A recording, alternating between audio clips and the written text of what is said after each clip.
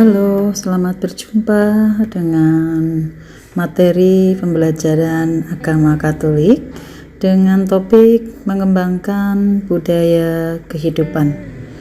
Kita tahu bahwa kehidupan kita itu harus kita pelihara, kita upayakan sesuai dengan nilai-nilai ajaran Kristiani. Kita akan masuk pada pengantar, yaitu bahwa hak manusia yang paling dasar adalah hak atas hidupnya. Jadi semua manusia itu punya hak yang sama, yaitu hak untuk hidup. Perintah Allah yang kelima berbunyi, jangan membunuh. Di sini jangan diartikan membunuh betul-betul harus membunuh, tetapi kita harus memaknainya dengan lebih luas. Yesus memberi makna yang lebih luas pada perintah kelima tadi, yaitu dengan hukum kasih. Kita diajak untuk mengasihi musuh kita. Silahkan lihat dari Matius 5 ayat 44. Maka sudah sewajarnya kita berkewajiban untuk memperjuangkan dan mengembangkan budaya kehidupan.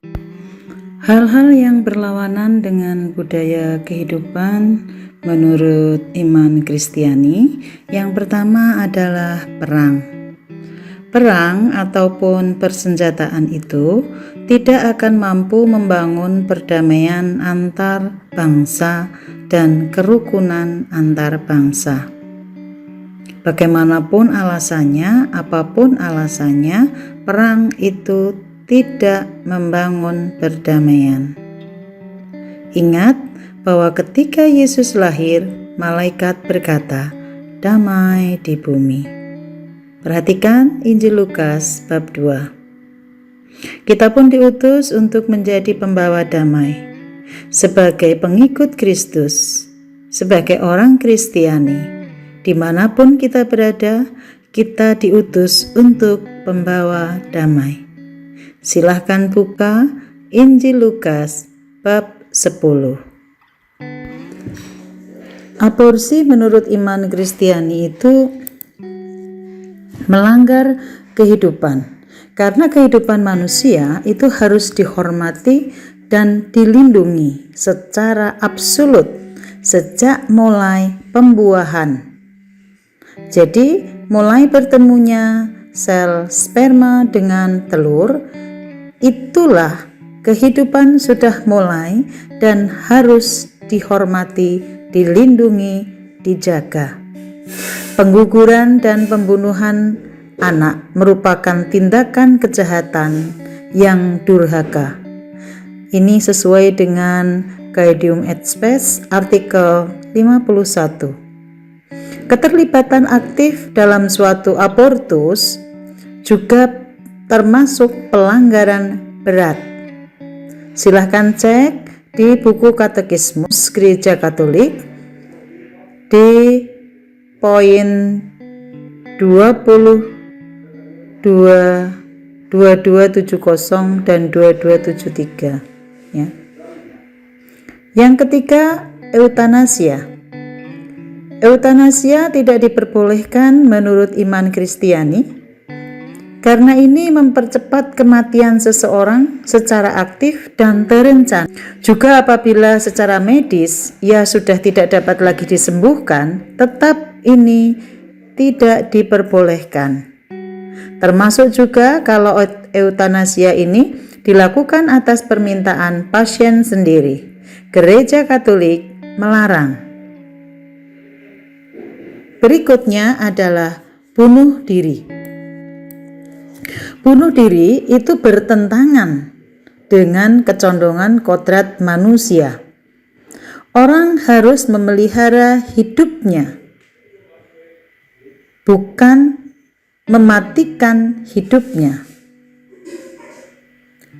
Kematian itu adalah hak prerogatif Allah, bukan hak manusia. Maka kita tidak boleh membunuh diri kita sendiri dengan alasan apapun. Bagaimana kita bisa mengembangkan budaya kehidupan?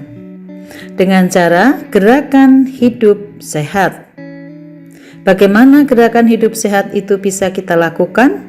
Mulai dari memelihara tubuh dan mengupayakan kesehatan supaya wujud sederhana dan mengembangkan budaya kehidupan itu terjadi. Contohnya, kita berolahraga itu dalam rangka hidup sehat. Menghindari minum minuman keras, menghindari narkoba, menghindari rokok, termasuk gerakan hidup sehat. Selektif dalam memilih makanan, bukan asal makan, bukan asal suka dengan makanan. Yang terakhir, kita bisa istirahat yang cukup, itu termasuk dalam gerakan hidup sehat.